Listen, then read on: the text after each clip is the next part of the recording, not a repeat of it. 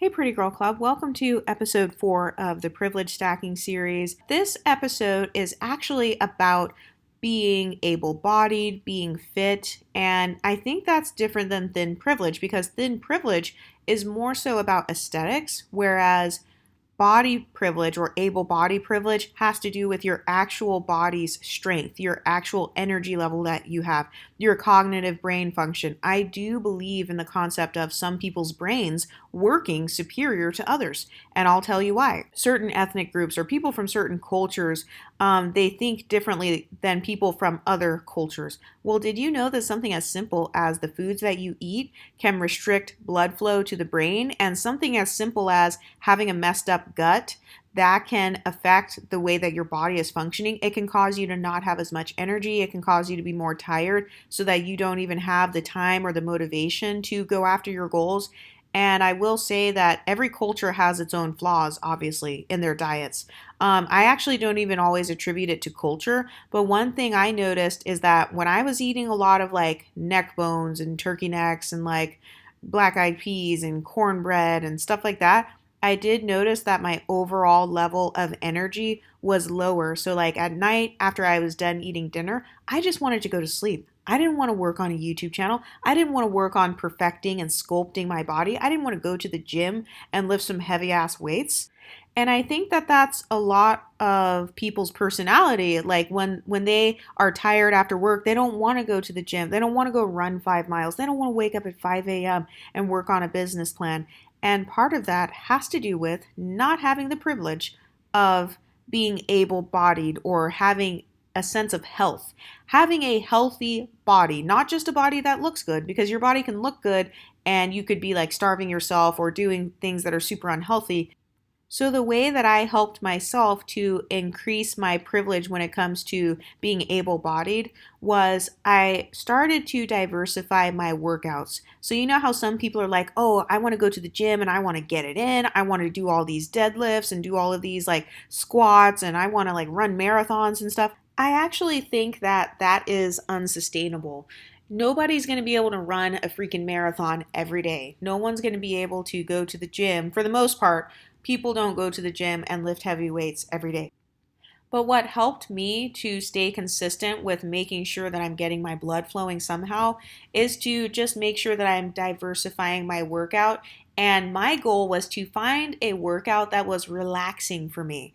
Yes, I said a workout that was relaxing, meaning that after I'm done doing it, I'm not drenched in sweat. I am not out of breath. I can keep doing it for 6 hours. Basically, I consider it to be a relaxing workout if I know that I can do it for like all day long, like 6 hours straight. You know how some guys, they are not good at lifting weights, but they can play basketball for like 8 hours. Okay, well, that should be your workout then. Anything that you can sustain for a long period of time without feeling out of breath or super exhausted, that's what I mean by a relaxing workout. So I was talking about this in the Patreon about how some of the relaxing workouts I have found that have helped me to like have fun are things like going swimming and just hanging out by the pool at my apartment or going on a walk.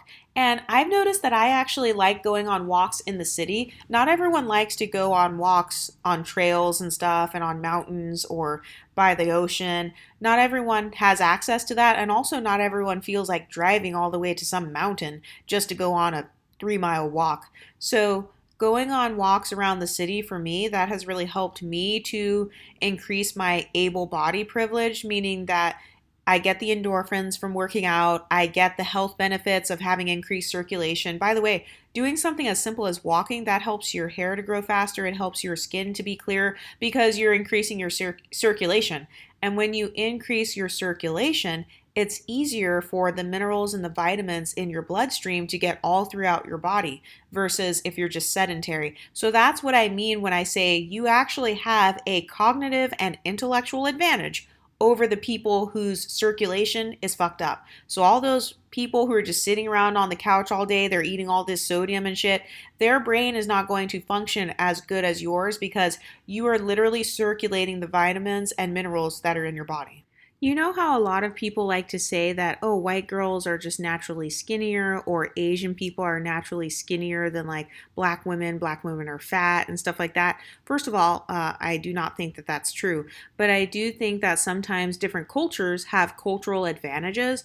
If you look at the African American community, usually fitness is not really emphasized. They emphasize athleticism and sports more, but if you're not trying to be like an NBA or NFL player, I would say that in a lot of black households, it's not really the norm to like go on a 10-mile hike and stuff like that. But a lot of times people will stereotype the white community or the Asian community, and they'll just be like, oh no, they're just super skinny automatically. No, that's not true. They have certain things that they are doing that are just making them more able bodied and making them more apt to be able to work out. So, for example, in the white community, they do lots of outdoor sports and stuff like that, kind of outdoor leisurely activities. So things like throwing a frisbee around, things like going on a walk, not even a hike, not even like something really hard, but it could be something as simple as going on a walk in the park, walking your dog, going for a morning swim. When I used to live in an apartment that had a whole bunch of girls my age that were like non-black, a lot of girls would spend their mornings going to the swimming pool and kind of like just swimming around in there and just having fun. But that's also a form of working out, and that's helping to get your blood circulation up, which helps increase your mood. It helps you to think of creative ideas and stuff, kind of like being in nature and stuff. When people go walking outside by the trees and they're kind of getting inspired all the time by seeing the mountains and the oceans and kind of realizing that their life's problems are not as big as they thought they were. I mean, people will have whole entire epiphanies just by something as simple as going on a walk. And that's because having your blood flowing in your body, that really does increase your cognitive function. And that's why I call that able body privilege, because you can access that privilege even as a fat person. You don't have to have the thin privilege in order to have the able body privilege. Another thing I forgot to mention is, so when I was fat or when I was like thick or whatever, the base of how I was able to get back in shape was I built up my calf muscles, because having strong calf muscles helped me to have the strength to be able to walk for a long period of time. And then eventually I was able to strengthen my legs to where I could start jogging a little bit. Then I was able to start running. Then I was able to start going uphill. So it's kind of like this domino effect. And I feel like a lot of people put themselves at a disadvantage when they're just sitting around the house. It's like, okay, you're not even trying. You're definitely going to be at a cognitive disadvantage. You're definitely going to be at a disadvantage in terms of your energy level. A lot of people grossly underestimate how much energy is required to achieve your goals. Most people have more than just one goal. You probably have fitness goals, you have like health goals, such as drinking a certain amount of water or eating a certain amount of vegetables or whatever. You've got like relationship goals, probably. You've got friendship goals. So there are all of these different goals you have, but then you're telling me you're just sitting around, you're lethargic, you have no energy. You're not going to be able to achieve those goals if you don't even have the energy. If you are so tired after work to where all you can do is just sit around and watch TV for the rest of the night, that's not going to help you achieve your goals. So that's why, in my opinion, a part of able body privilege has to do with your actual physical energy levels. This is why we see a lot of tired moms getting pissed at women who are child free, because a lot of the women who have the free time, they see that as a luxury. Like, that's not fair. You have all this free time and you have all this extra energy to invest in yourself instead of investing that energy into children or a husband. So that energy privilege, I just made that up, but that energy privilege is something that you really do want to build up and you want to take advantage of it. So one of the ways that I help to increase my energy is I definitely try to drink as much water as I can, because that way, if I eat something really bad, at least the water is helping to flush out any toxins. Also, some people debate that this is bad. I don't really think it's the best habit, but I am a daily coffee drinker. I know I could switch it and do like green tea or do something else, but I like coffee. So I drink coffee. Sometimes if I have something I really want to work on, like a YouTube video, or I want to get a workout in, I will drink some sort of energy drink that has a little bit of caffeine. But there are other better and more natural ways to get energy, like eating healthy fruits and vegetables. That will help you to have more energy. Not eating a bunch of bullshit. that helps you to have more energy. For whatever reason, whenever I have dairy, so like ice cream, frozen yogurt, and stuff like that, it just makes me feel super tired. So I try to stay away from dairy if I know that I really want to be high energy for meeting one of my goals. Another way that you can increase your energy privilege, aka able body privilege, like I said, I'm just making these terms up. This is the best way I can describe them. But another way you can make sure you have energy to do what you want to do is to stop giving it to people who don't give a fuck about you. Like when I used to work a 9 to 5 job, I used to put so much mental energy into that job. I would be like staying up late at night thinking about the next day. I would be working after work without getting paid anything else. But now, well, I don't have a 9 to 5 job, but after I stopped giving a fuck, oh, as soon as that clock hits 5 p.m., as soon as that clock hits 4:30, I'm out. I'm no longer thinking about that job. I'm no longer focusing on that job because from 4:30 p.m. until I go to sleep at night, that is my sacred time. And that leads me to the next point, which is time blocking for yourself. Having time is a huge, if not one of the biggest privileges that you can stack in your favor because there's definitely going to be a big difference between the person who spends 8 hours a day investing in themselves and the person who only spends 5 minutes a day investing in themselves. So, one way that I was able to kind of meet more of my goals was to set aside time to actually achieve my goals. You know how you set aside time to do your wash day? You set aside time to do your workout? That's because you care about the health of your hair. You care about how your body looks. So you would use that same concept, but with whatever other things you're interested in. So if you really want to have a social life, you can say, okay, I'm going to spend 30 minutes a day texting with friends and catching up with, my sister or whoever and trying to invest in positive friendships in my life or trying to invest in restoring my family relationships or trying to get closer to my sister again. You have to invest time in the things that you want to succeed in. You can't just never do shit and then be like, why didn't I get anything? But time privilege and the way that you spend the hours outside of work, that is going to be one of the determining factors in whether or not you're successful. So you just have to ask yourself, like for me, I had to ask myself, what are my personal goals? What do I want to do? How can I live the soft life? Because the whole point of this whole privilege stacking thing is so you can achieve the soft life, whatever that means for you. In another episode, I kind of gave this analogy of how your life goals and success, it's kind of like at the top of a mountain. And that mountain is made up of all of the disadvantages that you may have in life. So that could be, maybe you have people who are racist against you. Maybe you had an unsupportive family. Those would all be examples of the things that are comprising of that mountain that you have to climb. But every time you privilege stack, that is making that mountain a little bit less steep. It's making it a little bit easier for you to climb up that mountain. It's like having climbing tools. It's like having those little sticks that people use to help themselves to walk when their legs get tired from going up the mountain. That's what the whole concept of privilege stacking is supposed to be. So you don't have to privilege stack, but it'll just make things a lot harder for you. You'll just be like the girls who are complaining on YouTube. I hate my 4C hair. I hate being black. I hate being dark skinned. I hate being fat. Instead of working on ways that you can make your life easier, all they're doing is complaining about how their life is hard. But another form of privilege that you can stack, and like I said, I'm just kind of making up these terms as I go because here in the Exoticals United community, we are still creating a language to describe our experiences. But another privilege you can stack is your thoughts or like thought privilege, mindset privilege. The person who has a belief in themselves, the person who has more of a positive mindset, the person who is good at learning and they're good at being flexible and stuff like that, that person is more likely to be successful than someone who's very closed off, who's very closed-minded, someone who has an inferiority complex.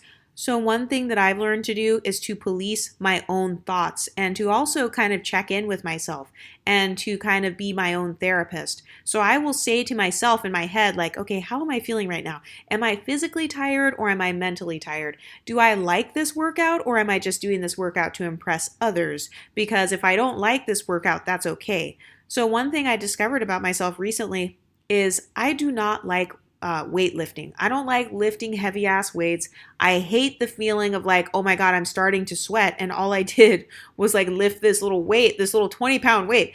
I don't like that feeling. I don't like how my legs and stuff feel like jello after I'm done lifting the weights. And that's okay. This doesn't mean that like I have to completely give up on working out, but I can try doing other workouts and have a more positive mindset and realize, wait a minute, there are other ways that I can build strength. I can bike ride, I can do push-ups or use my own body weight as resistance to start off. I can use a resistance band. I don't have to pressure myself to go and like try to use a bench press and try to like use that thing where you do the squats, the deadlift thing and do all that. I don't have to be like everybody else. And I think that me thinking in that thought pattern that's a reflection of my mindset.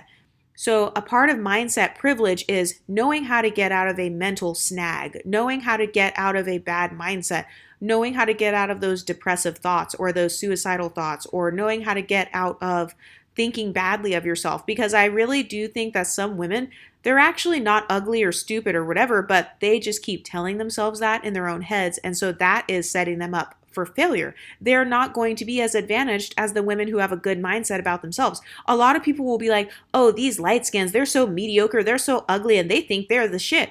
That's actually a good thing. That's a fantastic quality to have. The fact that you could be mediocre as fuck and still have confidence and still find something special about yourself to the point where you have a high sense of self-esteem, that is goals. That is life goals. That's a huge compliment, actually. So that's not the insult that you thought it was, sis. Having a good mindset and having a good view of yourself, despite what others think of you, that is one of the biggest privileges that you can have. Also, in another episode, I talked about the concept of having a fluid identity and having flexibility. I feel like having mental flexibility is actually very important. So, for example, if I would have said, oh no, weightlifting, that's the only way that I can get in shape. So if I don't like weightlifting, okay, I guess I'm screwed now. I can't get in shape. That is a very closed-minded way to think.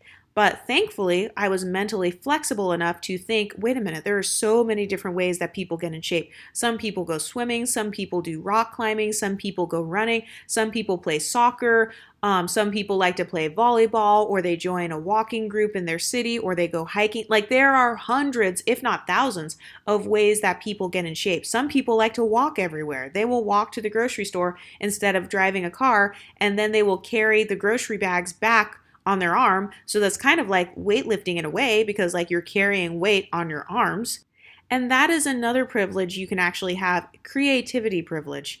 Like I said, I'm making these up as I go because that's the best way I can describe them. But there is a huge advantage in being a creative person, because a lot of people associate creativity with just being able to like draw or sing or dance. But no, creativity can manifest itself in so many different ways. Creativity could mean you knew how to finesse that outfit to make it look good on you. You knew how to find a faster way to learn a new language because you did these special types of flashcards that helped you to imprint the memories on your brain. You know, people who are creative, oftentimes creative people are mistaken as being like super smart geniuses, which I think they are, but I think it's because a part of creativity is learning how to succeed at something and kind of almost be seen as an expert or be seen as especially good at something in a smaller amount of time. That takes a lot of creativity. Learning how to succeed on a YouTube platform where there are literally billions of hours of YouTube content uploaded per month, that takes a lot of creativity. You must be a pretty damn creative person if you can make content to even generate attention and even compete with other people online. Knowing how to start a business, or knowing how to go from being homeless to being financially stable, knowing how to go from looking quote unquote ugly to having a glow up, that takes creativity. It takes knowing how to think on your feet. It takes knowing how to overcome all kinds of obstacles and knowing how to connect the dots in the places where they need to be connected. A closed-minded person will say, oh, there's no way to achieve this goal, but a creative person will find some groundbreaking, innovative way to still achieve the same goal. So that is absolutely a privilege. And this is why I've seen a lot of women where their own boyfriends or husbands will get jealous of them if she's creative. Like, let's say you're a creative woman and you're able to create businesses and you know how to set things up for business. You know how to go and get the business bank account. You know how to go and get your LLC. You know how to hire an accountant. You know the right questions to ask. That all requires a sense of creativity because you had to think to ask those questions. You had to think, okay, what question can I ask so that I can figure out how to not pay as many taxes? That is a very creative thought process. Oh, how can I design my flyer so that the colors stand out compared to all of these other businesses?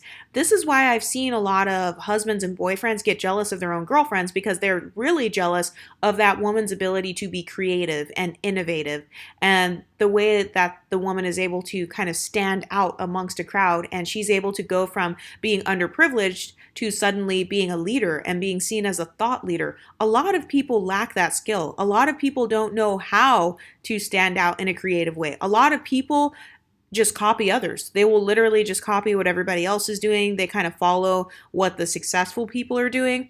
But the creative person is the one who kind of naturally rises to that alpha female status or kind of the alpha male status. I can't think of any other term to describe it. But when I think of an alpha type of person, I think of someone who's very creative and innovative and a thought leader. I think of someone who is able to create a space for themselves without having to actively hurt others, without having to like do anything underhanded, but they're just so creative and talented to the point where they were able to carve a space to where now they've got your attention.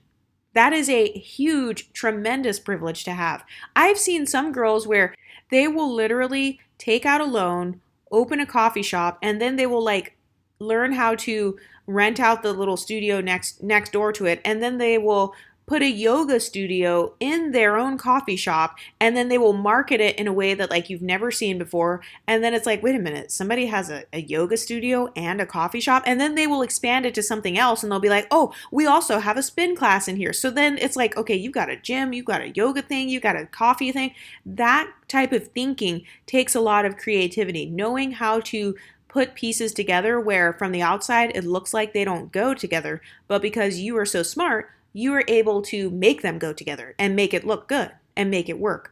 That's a huge privilege to have. I do everything in my power to try to always stay in a creative space and to try to always be fresh with ideas and stuff like that. And for me, I know that able-bodied privilege contributes to that. So kind of having a healthier diet and trying to get my blood circulating and stuff and trying to get into new environments too so that I can open my mind more instead of constantly just being in the same place 24/7. Anyway, that's what I have to say about privilege stacking today. Is there any privilege that you've been able to create for yourself? If so, what is it? It's okay if it's a new phrase that you've never heard before. I'm kind of making up phrases as I go because I am still creating a language to kind of learn how to describe all of the things that I've seen around me. Anyway, let me know what you think in the comment section, and I'll talk to you next time. Stay pretty, ladies.